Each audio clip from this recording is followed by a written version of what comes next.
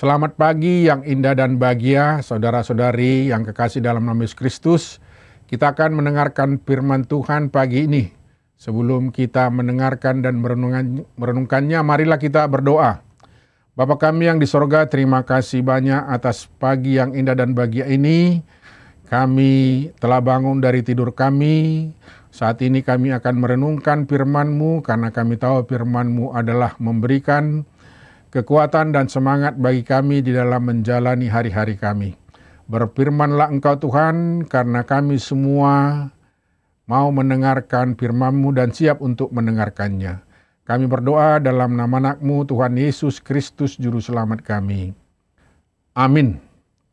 Saudara-saudari yang kekasih dalam nama Yesus Kristus, firman Tuhan pada pagi hari ini tanggal 5 Agustus 2025 tertulis dalam kitab Yesaya 62 ayat 2 yang berbunyi, "Maka bangsa-bangsa akan melihat kebenaran-Mu, dan semua raja akan melihat kemuliaan-Mu, dan orang akan menyebut Engkau dengan nama baru yang akan ditentukan oleh Tuhan sendiri."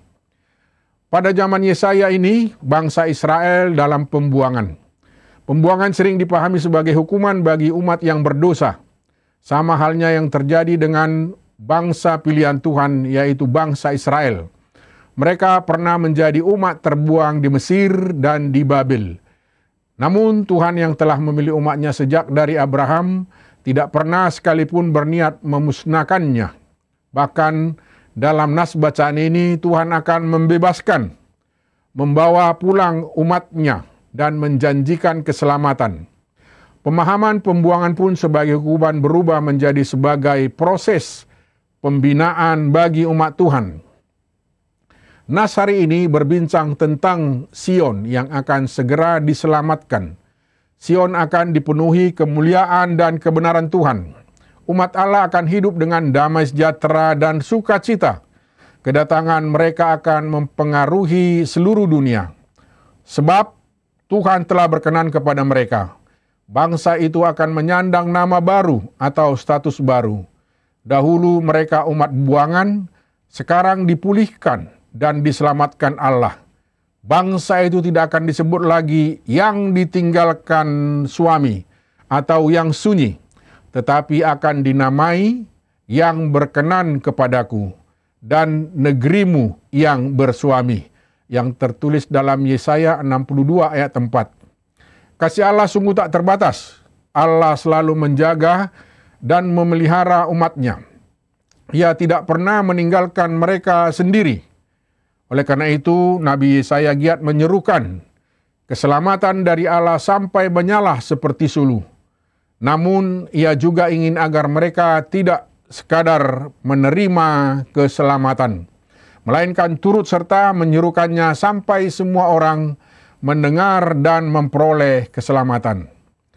Janji Tuhan yang diberikan kepada umatnya pada pasal 62 ini adalah sebagai pengharapan dan penghiburan karena sudah tertawan di Babel selama 70 tahun. Tuhan berjanji bahwa umatnya akan dibebaskan dari pembuangan dan tumbuh lagi menjadi bangsa yang besar dan menjadi bangsa yang terhormat.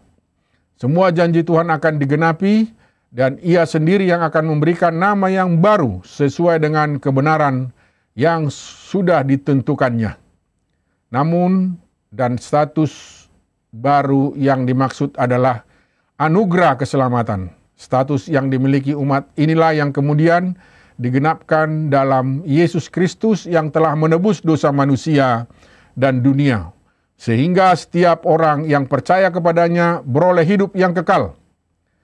Status baru orang percaya bukanlah sekedar identitas biasa, melainkan status yang tampak dalam kebenaran dan kemuliaan Tuhan. Kasih Allah sungguh tak terbatas. Allah selalu menjaga dan memelihara umatnya. Ia tidak pernah meninggalkan umatnya sendiri. Oleh karena itu, Nabi Yesaya menyerukan keselamatan yang dari Allah sampai menyala seperti api. Namun, ia juga ingin agar mereka tidak sekedar menerima keselamatan, melainkan turut serta menyerukan sampai semua orang mendengar dan memperoleh keselamatan.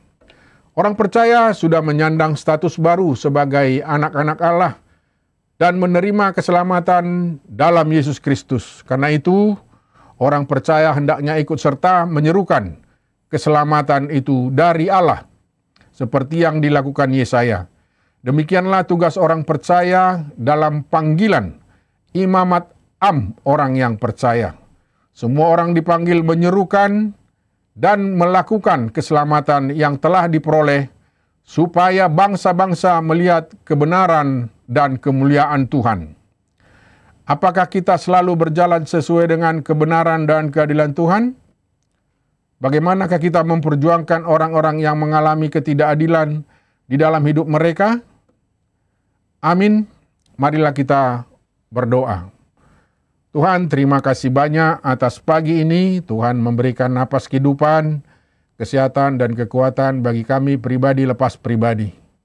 Tuhan, kami mensyukuri hari ini dan telah merenungkan firman-Mu. Bentar lagi kami akan melakukan pekerjaan dan aktivitas kami masing-masing. Tuhanlah yang memberikan kekuatan dan semangat bagi kami, sehingga kami dapat melakukannya dengan senang hati. Sehingga kami boleh menjadi abdi-Mu dimanapun kami bekerja, Tuhan.